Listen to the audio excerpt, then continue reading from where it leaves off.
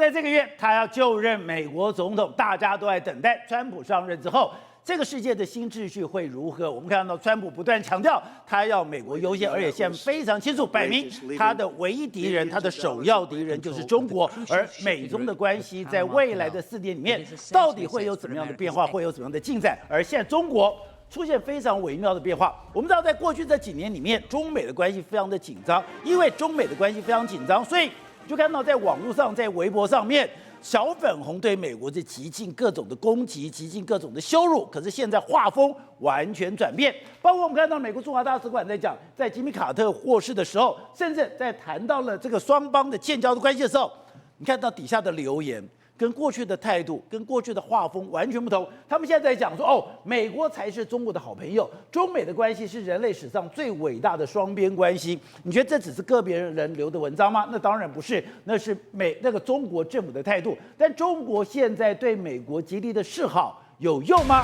看起来是完全没用。因为我们看到川普在他的海湖山庄进行记者会的时候，他说他夺回2个地方，夺回哪里？夺回巴拿马运河，还有他要拿回这个格陵兰。拿回格陵兰，他的一个重点就是这2个地方竟然都被中国控制，特别他还暗指巴拿马运河里面有中国人民解放军在里面驻守，所以我表面上是我要拿下格陵兰跟巴拿马运河的主导权，可是对于川普来讲，这个竟然是他一个中美争霸战的重要旗帜。这2个旗帜下去之后，我才能够完全的制霸中国。好，我们今天请到来宾的首席的财经专家黄志松，大家好。好，这是美岛电子报董事长吴子嘉，大家好。好，第3位是资深媒体姚维珍，大家好。好，第4位是资深媒体张宇轩，好，第5位是政论专家李明辉，大家好。这个月川普就要就任美国总统了，那大家都在等待新的秩序到底如何，所以大家都开始做一些转变。我觉得中国的态度非常耐人寻味。中国之前不是讲嘛，2国的关系非常的紧张，然后碰到了美国没顾后，对，之前也不过是去年2024年的12月27号，美国驻华大使馆也有讲话，讲话了以后他讲，梅地就是美国就是世界上最大的混乱根源，收回你的虚伪，少给我假惺惺，你这个2个地方都要搞。他说俄罗斯入侵别的国家叫做入侵，美国入侵的国家叫做政权更迭，把他骂到狗血淋头。对，结果呢，现在不到1个月的时间，居然讲美国才是中国的好朋友，中美关系是人类史上最伟大的双边关系。对，没错。那中国目前为止感受到非常大的压力。为什么这样说呢？因为事实上，显然川普虽然嘴巴说，我跟习近平关系很好，但是明眼人都看得出来，川普是步步杀招，准备要让中国陷入前所未见的困境。所以呢，中国就出现一个转变。你看，刚才念的是什么？去年12月27号，美国驻华大使馆他讲了这个亚塞拜然的空难之后，下面全部都在骂美国。你看什么猫哭耗子、假慈悲，骂了真惨。连我收回你的虚伪，连我们要祝福亚塞拜然那些这个受难者的时候，他们还这样骂。你看，好，那另外一天是什么？他也是驻华大使馆发，他说他这个要跟中国打好关系。他说你知道吗？美国驻华使馆的吉祥物这个鹰小美也是一只白头鹰。那你知道，一看就知道不是什么好鸟，这是一帮鸟人。然后这个偷子鸟，到把美国骂得很惨还讲说你美国什么是白头鹰？你美国的国鸟应该是秃鹰。对，所以你看，把秃鹰才符合美国的形象。大家都全部下面都一致的，没有例外，全部都在骂美国。可是你看到今年1月1号之后，完全都不一样。你看1月1号，你看这时间点了，美国才是中国的好朋友啦。然后中美关系是人类史上最伟大的双边关系，给美利坚人民共和国还有中华民族带来历史性的福祉，给世界带来前所未见的深远影响。你看中美友好万年长，哇，完全都是讲好的。那甚至连卡特过世的时候，你看卡特总统是中国的朋友，也是当时中美友好的这个维护者致敬。那讲那么多，就下面就有人开始反应了。他说：“是什么状况啊？几天没来，整个画风突变啊！”所以就是说，你看他几天没有来之后，原本前几天大家都在骂，从今年1月1号开始，大家都在讲好，所以觉得你看，连中国网友都说这到底是怎么回事啊？所以美国才是中国的好朋友。对，中美关系是人类史上最伟大的双边关系。那如果这样的示好，对川普有用吗？是有改变川普的态度吗？而且一点用都没有，一点用都没有。为什么？因为事实上现在川普反而要做一个什么动作？虽然嘴巴说哎我跟习近平关系好，但是他现在要做的是封印中国，封印中国，让中国你永远就直接只能够困在你中国的领土上面，你休想动我美国的一些关键利益，把它封印起来。对，为什么这样说？我跟你讲，最近不是川普一直在讲说，哎呀，我们要拿下格陵兰岛，然后拿下这个巴拿马运河。对，人家想说这两个关键，这跟封印中国跟美国什么关系啊？但是你看，他讲的很强硬哦。他说什么？人家问他说，你是不是这个愿意排除武力或者经济胁迫来取得巴拿马运河还有格陵兰的控制权？他说不排除。意思是什么？我准备用武力拿下巴拿马，我要跟丹麦买这个所谓格陵兰，用经济胁迫，我给他超高关税，我让他一定要卖给我，所以他是很强硬的哦。然后他讲到巴拿马运河，为什么？他说：巴拿马运河对美国很重要啊，现在被中国控制啊。美国当年是把巴拿马运河交给巴拿马，不是给中国啊。所以他把巴拿马运河跟中国绑在一起，我要夺回巴拿马运河，不是从巴拿马夺回来，对，是从中国的手上夺回。而且他有可能，我跟他讲，他有可能会对巴拿马出兵，不是假的。他讲，你看他在圣诞节有一个文章，大家要看到这个意思哦。你看他说祝大家圣诞快乐，包括中国优秀的士兵们，他们精心但是非法的营运巴拿马运河哦，然后这个不希望巴拿马运河落入坏人之手。他讲是中国的士兵们对，你知道这个问题在哪里吗？当年美国跟巴拿马运河有签一个，巴拿马政府签一个条约，就是如果有外国的军队介入的时候，我可以用武力把他们驱赶。所以他特别用的是中国士兵，表示什么？他真的有可能会出兵到巴拿马去。因为我们刚才讲到的，现在李嘉诚的长江实业在这个地方有2个港口，对，在2个港口有没有人管理？当然有人管理。这些管理的人，我只要说。你是中国人民解放军，对，所以我就说他执政之后，他真的有可能会打巴拿马，我觉得是非常有可能的哦。好，那夺回这个格陵兰也是他一定要夺，他一定要想办法。那你更不用讲，台湾也是太重要，他嘴巴没有讲，但是台湾绝对是他的核心利益中的核心利益。为什么？我给大家看这个图就知道了。而且刚刚讲的，那美国是一个海权国家，海权国家里面，我就要把一些重要的隘口、重要的地点给拿下来。对，你说。当我把格陵兰拿下来以后，北极洋在我手上，我巴拿马运河，这是我的后门，我绝对不能落入别人的手里面。对，还有你说，如果今天台湾海峡我真的完全控制住的话，对，整个刚才讲到，我形成了一个大三角，再包括了这个所谓的这个马六甲海峡，这个就把中国整个包围起来。没错，所以我为什么说他是在封印中国，就是这个意思。中国他当然知道他的困境，他要往外跑。我要有海权往外跑，好，你要海权往外跑，我就封住你。所以中国为什么要“一带一路”？他就想要突破这个嘛，对不对？那我就现在把你反封锁，怎么封锁？你看，中国已经夺走了，他说巴拿马运河被中国拿下，我就要把你拿回来嘛，对不对？那格陵兰来说，他说什么？他说，目前为止，俄罗斯跟中国的船一直在这边来来回回，那么控制了北冰洋。他们如果潜艇在这个地方发射这个飞弹到我们中国、到我们美国来，我们没办法控制，所以我们要控制格陵兰。所以你看。控制格陵兰、控制巴拿马之后呢，那台湾海峡当然要控制住啊，连同这个所谓的这个马六甲，还有中东控制住之后，你看它是完全就把中国封住了。对，你的永远你的贸易条件全部都被我控制住的时候，我当然就可以把中国压制住。所以才说这个对美国来说是绝对利益，它要成为世界霸权，就必须要维持它的海权，它的海权维持住之后，我就是世界独一无二的国家。而且对美国来讲。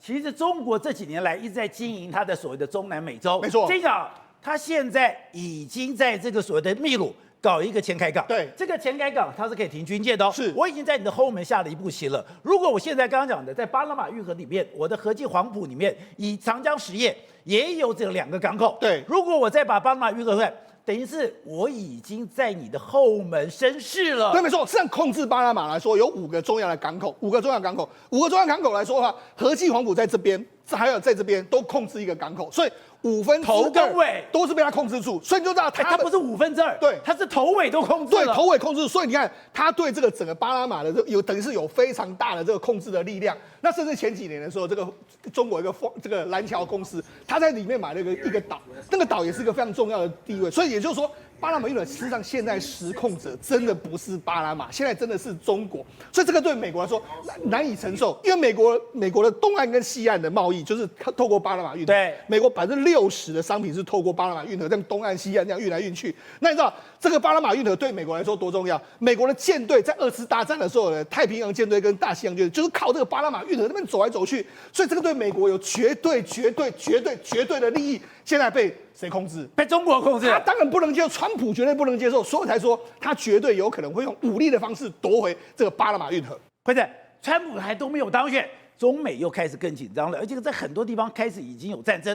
刚刚讲，川普现在以中国为借口，我要拿下拿回格陵兰，我要拿下了巴拿马。现在不止如此，在韩国现在尹锡悦要不要逮捕的过程里面，我们跟你讲。尹锡悦现在谷底翻身，从原来的11%，现在到40%，还有我们也看到了布林肯居然跑到了韩国，虽然嘴巴没有讲尹锡悦，可是嘴巴都已经肯定说，我没有看到任何违宪违法的状况。好，那今天更妙的是，双方现在根本支持跟反对不是在对抗吗？对，居然喊出一个口号，什么口号？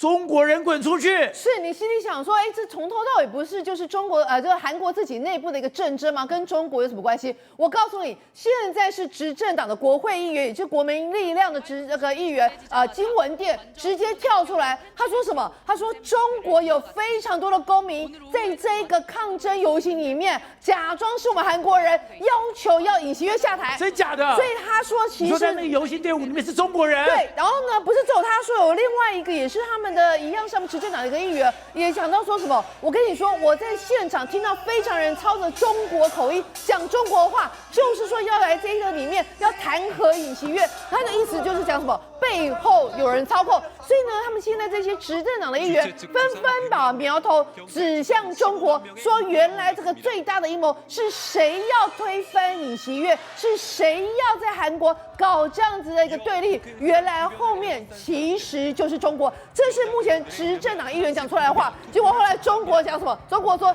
你欧北够，然后就开始很生气，然后说你们不要是你们自己那边好像转移焦点，好像有点没心的看抓出兵。简单讲一句话，他说你们自己的事情不要扯上我们中国关系。但他也特别强调，他说在韩国的中国公民远离政治活动，这有点此地无银三百两的味道。另外就是他们现在也拍出了很多的一个照片，对，你不是讲过你不承认有中国人进来吗？那我刚刚讲到，大家虽然喊的都是韩文，可是你这个背章是什么？你这个背章上是中文，你明明是一个中国人，喊着韩国的口号，叫尹锡悦下台。是，而且我跟你讲，好像类似附近的人还蛮多，所以他们等于是一群一群。这也是为什么当这些执政党的议员跳出来讲的时候，就算你中国这个驻韩国大使代宾啊，就讲到说没有，他们可能只是现场观看，但是心想说，最好是怎么会有这么多的中国人同时在这个场合里面来，就是要求弹劾尹锡悦。这是他们在喊着要求弹劾尹锡悦的另外一头是什么？就是声援尹锡悦的，就是声援尹锡悦，他们讲什么中国人走开，然后就开始喊啊，就是说怎么删除中国势力啊，然后就喊就是说一方喊逮捕尹锡悦，另外一版说什么你的这个所谓的弹劾无效，两边人就喊来喊去，突然有人就开始喊什么逮捕李在明，然后想说为什么突然要逮捕李在明？好，为什么说逮捕李在明？因为李在明他们现在认为李在明事实上他背后就是北韩跟中国的势力。甚至他们认为，他们把李在明视为是反美，因为李在明多次把美军驻守在韩国的称为他们是占领军，所以他们现在怎么讲？现在居然有人指控大量的中国人乘着飞机到韩国，冒充韩国的民众。加入反政府的一个抗议，是讲这话的是谁？是美国那个退役的上校，美国退役上校。对，而且我跟你讲，他讲的是，我是根本就美国介入了嘛。我跟你讲，不要说美国介入，中国也介入啊，所以代理人质真的不演了，全部都直接在韩国土地上开干了。这美国他直接讲什么？他说2/3。他说有超过2/3的这个声援呢，就是说要求李锡悦下来的人，他说都是从中国过来。我是觉得2/3也许有点太夸张，跟我家追。但是不管怎么样，他所指的意思，但至少你看到，竟然美军的退役上校直接介入这件事情。对，也就是换句话说，现在感觉上整体事件已经不再是韩国自己执政党跟在野党的问题，而背后其实确实是有较劲的一个焦点存在。所以现在讲说最重要，今天在大家的观察什么？1月8号就是现在他们要求第2次逮捕尹锡悦。所以我跟你讲，两方也都是开始布阵，你知道吗？甚至现在已经有韩国的媒体就讲到说，我们这个高级公务人员犯罪处的公搜处的处长吴东玉直接讲说，必须要下定决心，将这一次也就是8日的这一个逮捕行动视为是最后的作战。最后作战意思就是说我一定要成。你知道动员多少人？他动员1300人嘞。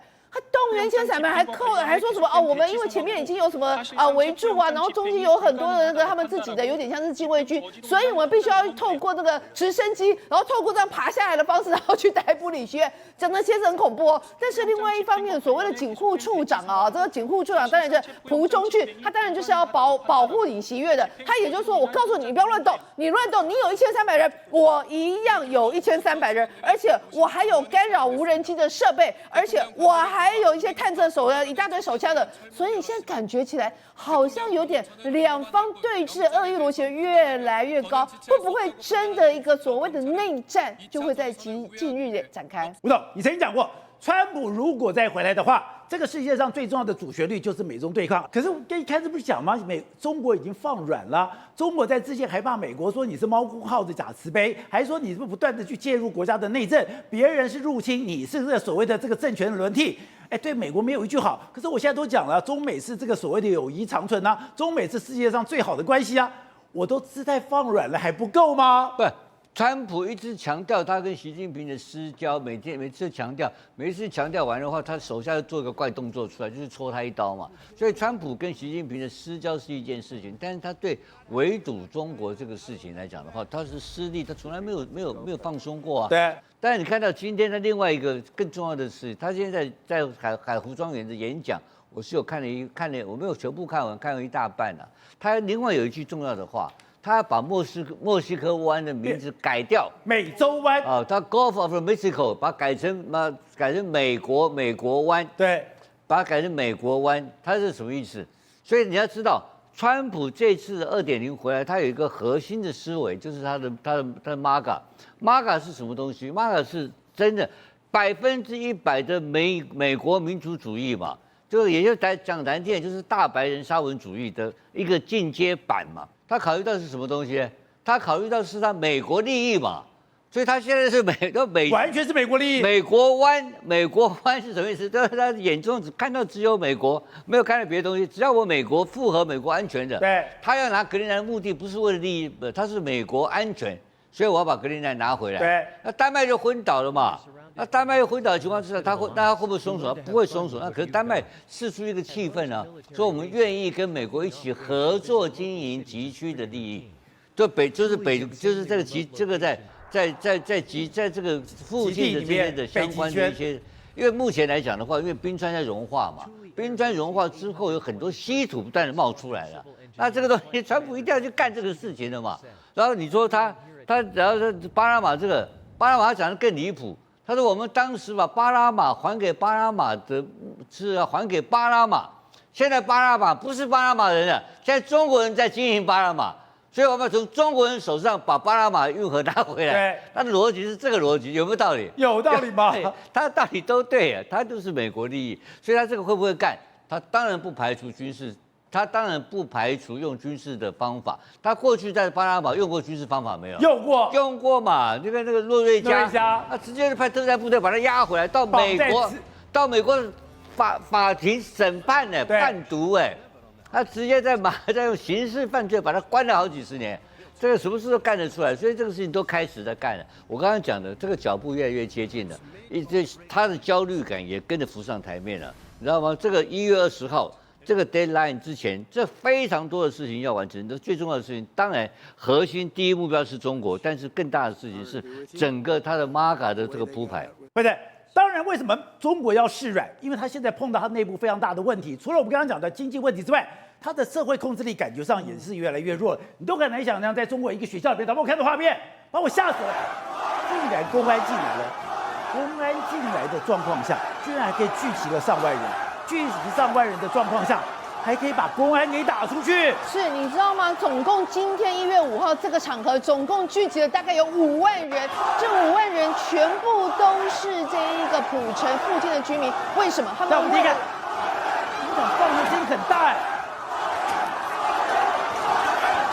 对，因为最主要的原因就是一个党线的高中生高职生，他在1月1号的时候跟另外一个郭姓的高职生2个起了冲突，结果没有想到在1月2号清晨的时候，那个党性的高中生竟然从高空坠落，然后人就已经死亡了。结果呢，经过了被从高楼丢下去。对，但是你知道吗？荒谬是在上面，荒谬是学校当时做出来调查报告是说是这个孩子亲生的，结果呢就通知这个父母到现场，就党庆的妈妈到现场之后，一直有大概10几个小时没有办法看到自己孩子的大体，后来看到孩子大体看了一眼，吓呆了，怎么吓呆了？脖子以下竟然很多的淤青，所以他就说他妈妈就出来讲说我孩子是被打死的，我孩子的遗体是被丢下来的，所以后来1月3号、1月4号开始有聚集人要求公安、要求学校给个交代。你刚刚听到的放人，你知道是怎么回事吗？就是在党庆的舅舅，他到学校要求要一个真相，结果没有想到聚集的公安就把那个舅舅抓进去，而且打舅舅。后来他们其他的居民看到之后，有没有看到？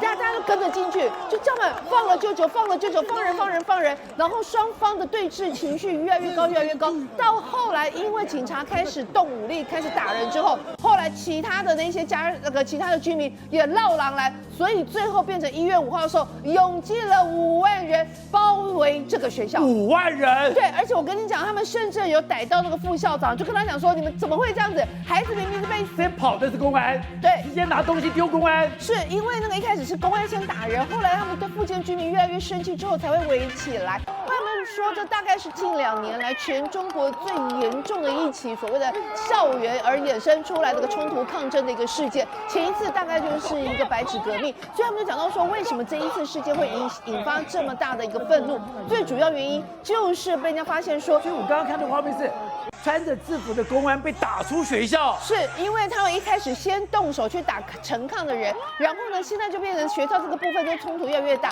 后来被人家发现说，原来打人的那个郭姓的那个高中生他背后是有靠山的，他的一个不知道是他爸爸还是他的亲戚，有一个人是高官，所以就怀疑说学校呢到了那个公安从头到尾全部都是在掩护他们、包庇他们，所以才会做出一个非常荒谬的结论。什么结论呢？第一个，这整起事件没有所谓的霸凌或斗殴事件；第二个，这整起事件是轻生，没有任何的刑事犯罪。你这2点讲下去之后，那难怪大家都炸锅。如果没有任何轻生事件，怎么可能这个孩子脖子以下全部都是淤青？好，那另外就是这个女生叫做李雪，我看她才知道说，她出来指控中共的也是一样，出在公安就讲，原来你发生任何事情了以后，我只要对你不爽，我随时都可以把你抓到精神病院。然后这个女孩子，她真的被抓到精神病院，回来以后她指控这件事情，然后这个小孩子就人间蒸发了。是，这其实看起来真的是还蛮难过。你看长得这么漂亮的女生你知道吗？她是在2022年的时候3月的时候，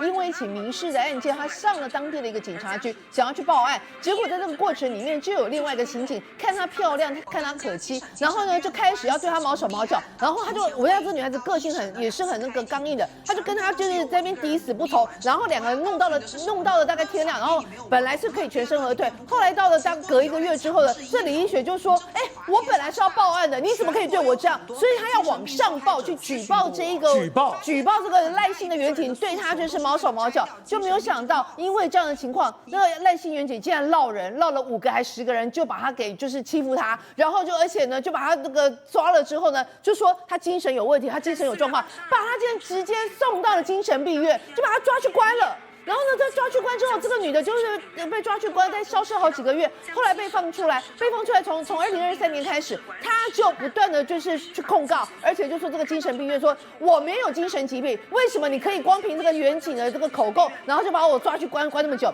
第二件事情，你们总共这个赖姓5、6个大男人，全部都在欺负我，我是被欺负，而且他非常勇敢，因为他在从2023年、2024年不断的去打官司，同时他在2024年的12月的时候，他在他的自己的他的那个网络上直播，他就跟他讲诉冤屈，他把他所有冤屈就跟大众讲。我很难想象，等会你看那个小女孩李雪长得这么干干净净、漂漂亮亮，你知道她在精神病院，她说为什么丢精神病院？你丢精神病院不用任何理由，我如果今天要这样司法审判，我还要去找理由。丢精神病院只要说你有问题，我把你丢进去。她说她受到什么？她被捆绑，她被强制灌药，她被丢在一个完全私人的监狱里面，还有她被做了一个人体实验。他被扎针，然后呢，他还做了一个什么电休克疗法？你拿电去电他，让他休克，还有直接把他的这个所谓的身上的这个所谓的财物全部侵占。是，而且我跟你讲，他说到一个更可怕的，就是说他后续还增加了2个侮辱女性。然后呢，就代表了说非常多人哦，其实都是被莫名其妙送进去这精神病院，然后送进这个精神病院之后，竟然不用任何的证明。虽然后来他其实是想要为自己伸张正义，然后去告官，然后告所有欺负他刚刚提到那些远景。结果后来呢，这些人目前为止竟然没有任何事情之外，在12月14号，他在直播的当下，他就说现在已经有10几人冲过来，然后呢，没有想到他讲完11月14号之后，人就下落不明，然后完全找不到。你说2024年的12月，对，结果后来呢，就到后来大概隔了1个礼拜左右，就有人故意在说，哦，他其实呢现在没事的，但是他又病发了，所以呢他现在是在休养当中。又有人释出这样的讯息，结果就1月4号，也就2025年1月4号，有网友在网络上说，事实上他已经辞世了，他应该是被人家给谋杀了。所以现在网络上，包括有一些央视一些节目，很多的网友在上面直接留言，就是释放李宇雪，李宇雪人呢，李宇雪是生是死，大家都想要帮他讨个公道。对，我们刚才讲这个普城事件，导播我们再看当时有多么激动。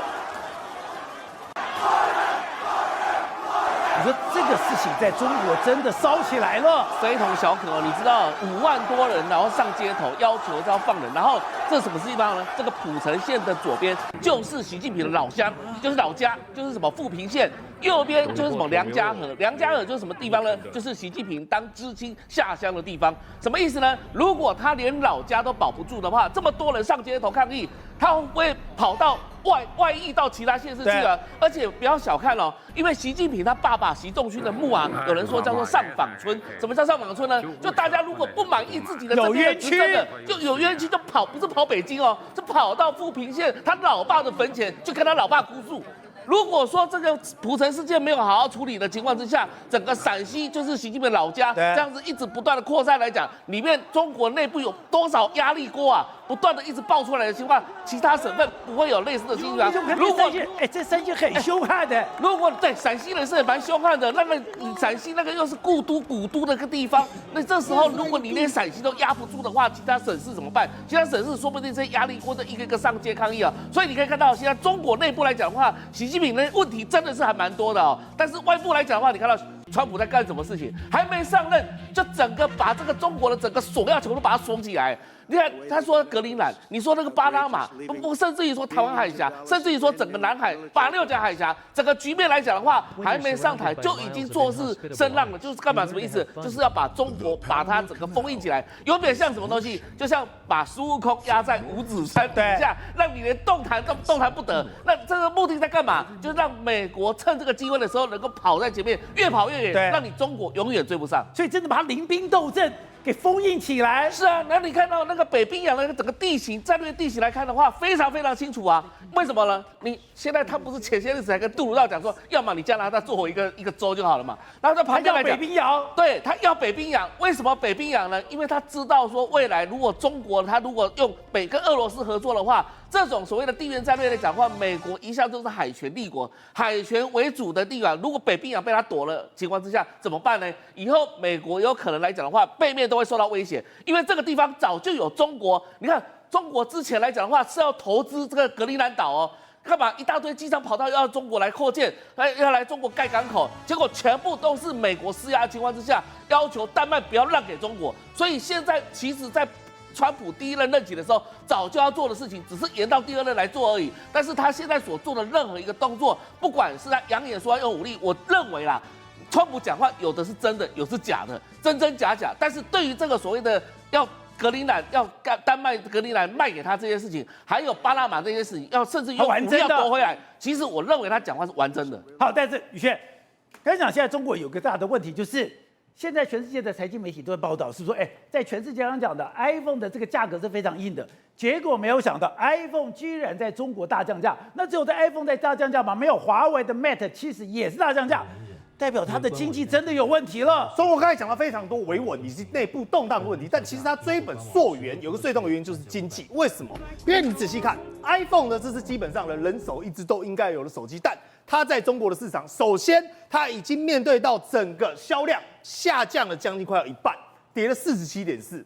，iPhone 掉了47%，对，代表说根本没有人要买。你想想看哦，最新的 iPhone 16 Pro Max 哦，就没人要买，所以他们为了要刺激经济、刺激消费，是做到什么地步？做到说我每只手机有些降价大概1000人民币，1350、700，所以最多大概多少钱？大概快要我们讲的4297块台币。你想想，整整少掉快要5000块哦，就是这样打折、促销再促销。清仓大拍卖，等于说销库存，但是呢，民众一样兴致缺缺，所以代表一件事情：如果连最基本的每个人的必需品，而且手机是2、3年就要换一只，都没有办法买不起的话，那你就想想看，中国内部经济出了问题。对，包括不只是这样，连这个经济学家他还出来也讲说，哎呀 ，GDP 5哦，我跟你讲那个都是假的，其实成长率大概只有2%而已，也被封杀，也被惩治。但想想看，到这种地步，他们干嘛？只能到假装上班的公司去上班。